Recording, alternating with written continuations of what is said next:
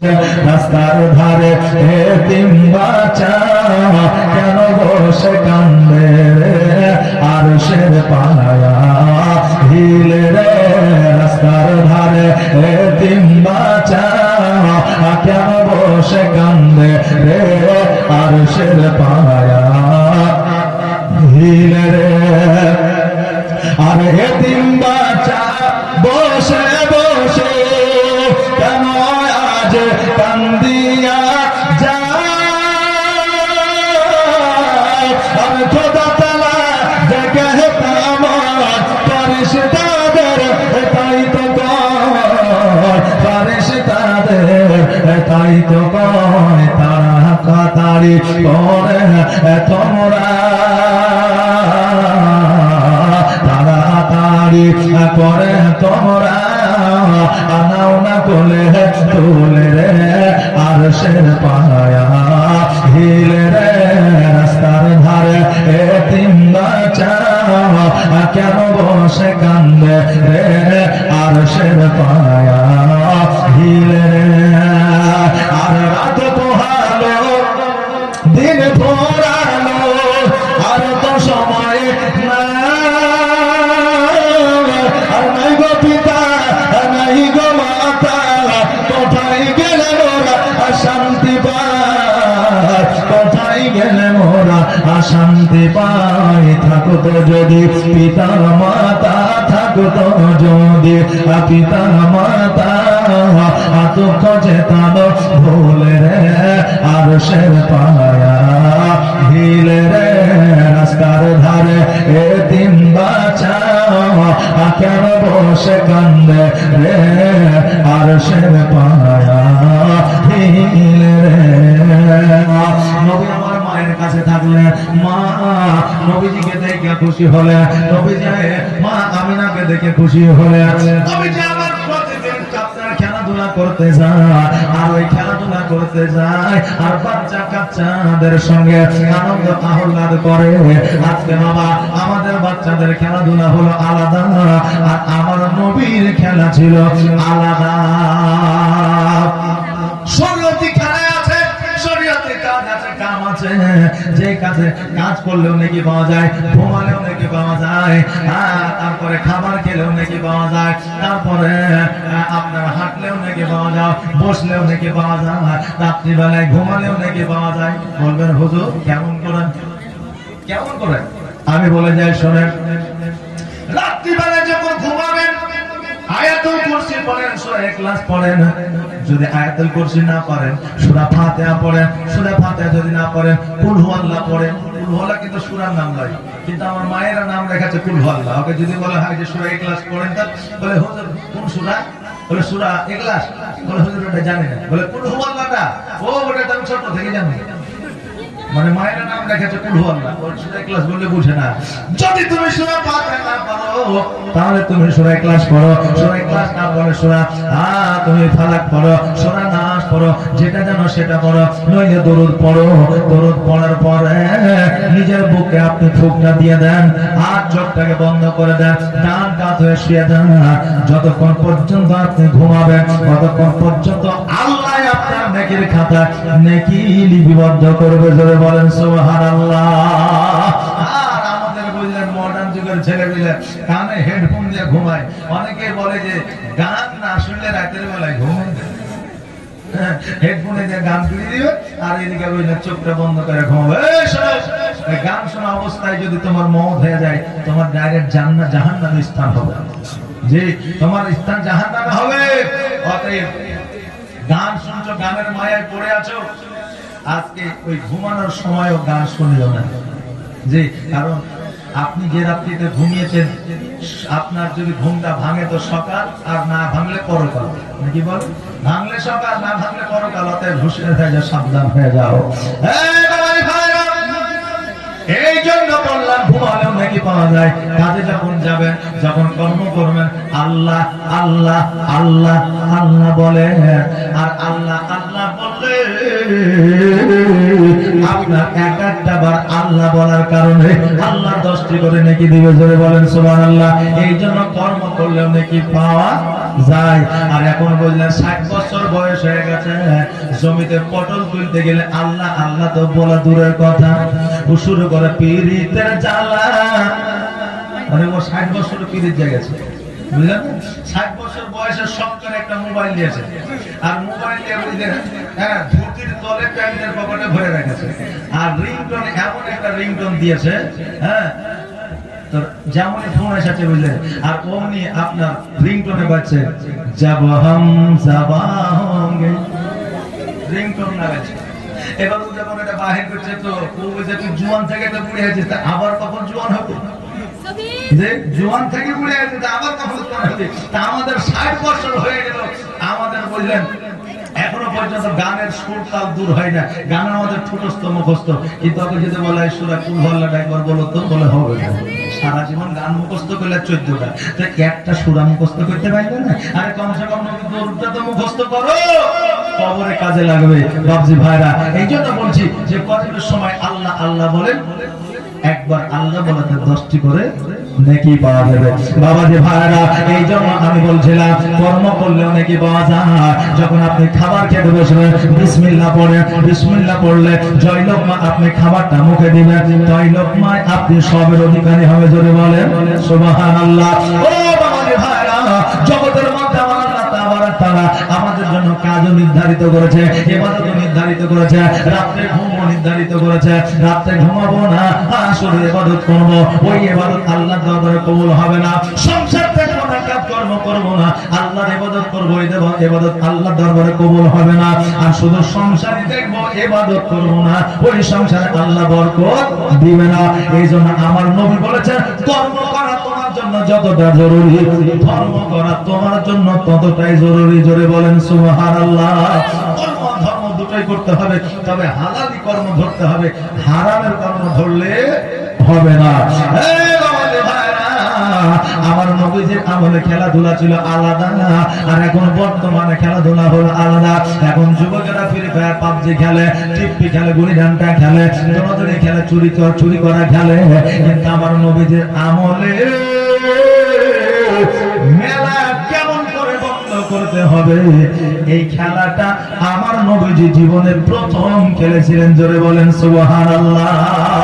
মেলা কেমন করে বন্ধ করতে হবে আর মেলায় কি কি হয় ওগুলো আমার নবীজি প্র্যাকটিক্যালি বুঝিয়েছিলেন। আর আমার নবীজি জীবনে প্রথম কাজ করেছিলেন, আপনার মক্কা নগরে একটা সবচাইতে একটা বড় মেলা হতো, যেই মেলাতে আপনার নারীকে বিক্রি করা হতো, ভাই বোনকে বিক্রি করে দিত, স্বামী স্ত্রীকে বিক্রি করে দিত, বাপ মেয়েকে বিক্রি করে দিত। ওই মেলাটাকে আমার নবীজি বন্ধ করেছিলেন। জোরে বলেন সুবহানাল্লাহ।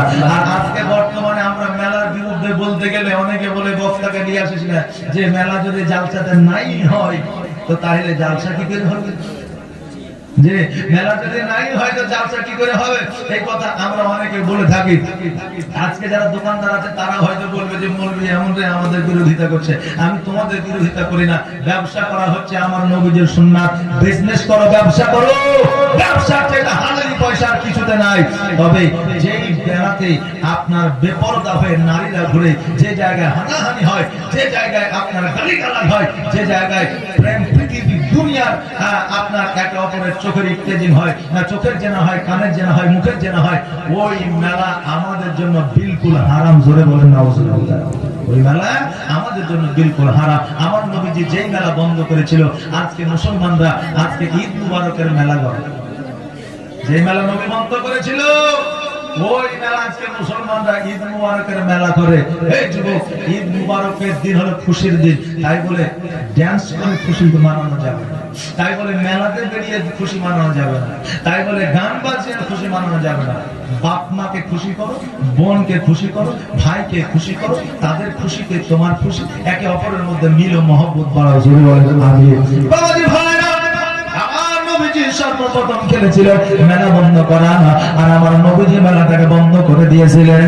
আমার নবীজি ওই মেলা বন্ধ করার পরে কেউ আমল করে না, সেই দিন থেকে আজ পর্যন্ত আজকে মক্কা ভূমিতে আরো ভূমিতে এখনো মেলা লাগে না। সরকার কি বলে আরব দেশে শাসন করছে, যে এখন ওই আরবের মন্দিরও হয়েছে আর সিনেমা হলও হয়েছে। আগে কিন্তু এগুলো ছিল না, আগে বেধর্মীদের আপনার আরবে প্রবেশ পর্যন্ত নিষেধ ছিল, এখন কিন্তু সেটা প্রযোজ্য হয়ে গেছে। কিন্তু এগুলা কি জানেন, এগুলো হচ্ছে কিয়ামতের আলামত, এগুলো কিয়ামতের আলামত। বাবজি ভাইরা সাবধান হয়ে যান, নিজেকে পরিবর্তন করুন, কারণ নিজেকে পরিবর্তন না করতে বলে আমাদের জীবনে কিছু নাই। টাকা আছে, কালকে সন্তান খাবে, আমার কবরে বেঁধে দিবে না। জমি আছে, কালকে আমার পোতা দিবে, আমার কবরে বেঁধে দিবে না। অতএব নিজেকে পরিবর্তন করুন। আমার নবীজি খেলাধুলা করতে করতে হঠাৎ করে দেখছে যে একজনের বাবা এসে ওই বাচ্চাটিকে বলছে, বাবা খেলাধুলা অনেকক্ষণ করেছে, চলো এবার বাড়িতে যাই। বলে অনেকক্ষণ খেলাধুলা করেছ, চলো এবার বাড়িতে যাই। নবী আমার বলতেছে, ও আল্লাহ, আজকে আমার 5.5 বছর থেকে 65 বছর বয়স হইল, আজকে বাবা আসলো তার সন্তানকে নিয়ে গেল, কিন্তু আমি আজও পর্যন্ত আমার আব্বাকে কেন দেখি না, আমি আজও পর্যন্ত আব্বাকে কেন দেখতে পেলাম না। গাবজি ভাইরা, ইয়েতিম যারা হয় তাদের কষ্ট অনেক। এই জন্য দুনিয়ার মানুষ যদি এতিমকে না দেখে তো আল্লাহ ফারিস্তারা পর্যন্ত দেখে। জোরে বলেন সুবহানাল্লাহ। রাস্তায় যদি এতিমরা ধুলোয় গড়াগড়ি খেলে, তা আল্লাহ তাবারক তাআলা ফারিস্তারা তাদের শরীরের ধুলোটা ঝেড়ে দেয়। জোরে বলেন সুবহানাল্লাহ। যেন বাবারে ভাইরা, আবার নবীজি মাকে আসিয়া জিজ্ঞাসা করলো, মা গো, আজকে আমার আব্বা কেন নাই? আমার আব্বা আমাকে কেন দেখে না? আমার আব্বা কেন আমাকে কোনোদিন কোলে নেয় নাই? আমার মা আমিনা বলল, বেটা রে,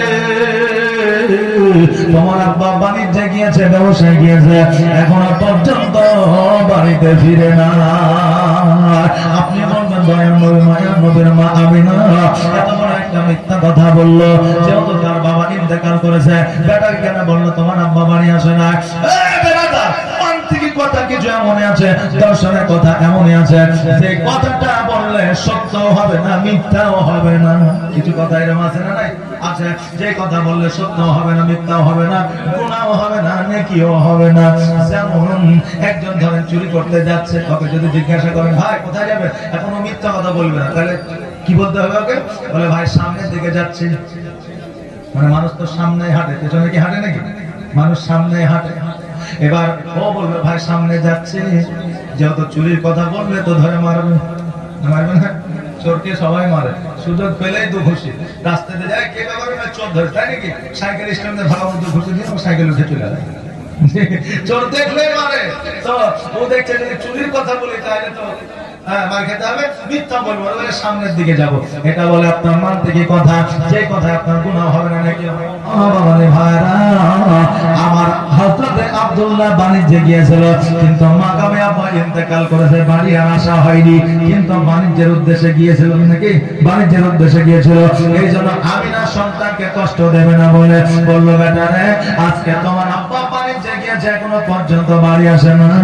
আমার নবীজি 2 চোখের পানি ছেড়ে দিয়ে বললো, মা গো, আমার আব্বা ব্যবসায় গিয়েছে, বাণিজ্যে গিয়েছে, আমি তার সন্তান, আমার কথাকে একবার মনে পড়ে না, আমাকে কোলে নিতে কি একবার মন চাই না, আমার গোসল বানিয়ে দিতে কি আমার আব্বার মন চাই না। মা গো, আমার আব্বা কবে আসবে আমাকে তুমি বলো।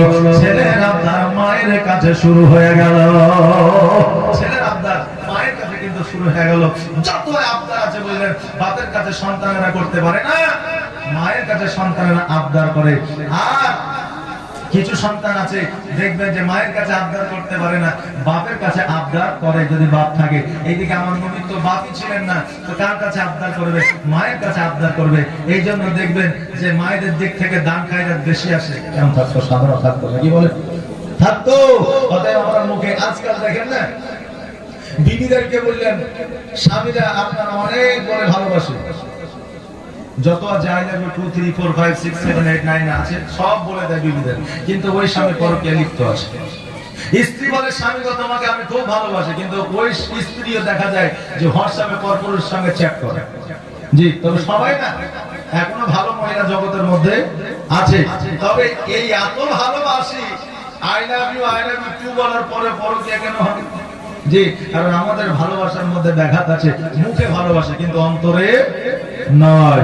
বাবজি ভাইরা, আমরা এমন ভাবে চলাফেরা করি মনে হয় যে আমরা আসলে ভালোবাসি। কারণ একজনের বিবি মারা গেছে, পরের দিন তার কবরে হাওয়া করছে। এখন লোকে বলছে আরে আর বিবিকে কত ভালোবাসে রে, কবরে হাওয়া করছে।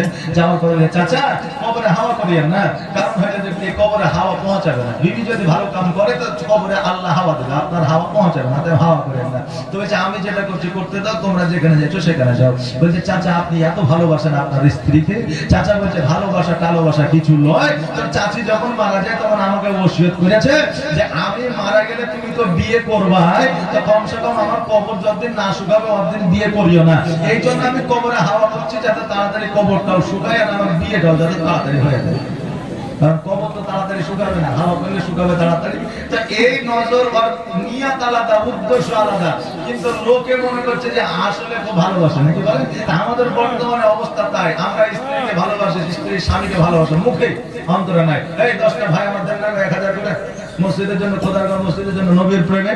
কারণ আজকে নবীর প্রেমে যদি আপনি পাগল হয়ে যান তো কাল কিয়ামতের দিনে নবী আপনাকে শাফাত লাভ করাবে, যতক্ষণ পর্যন্ত আপনাকে জান্নাতে না নিয়ে যাবে।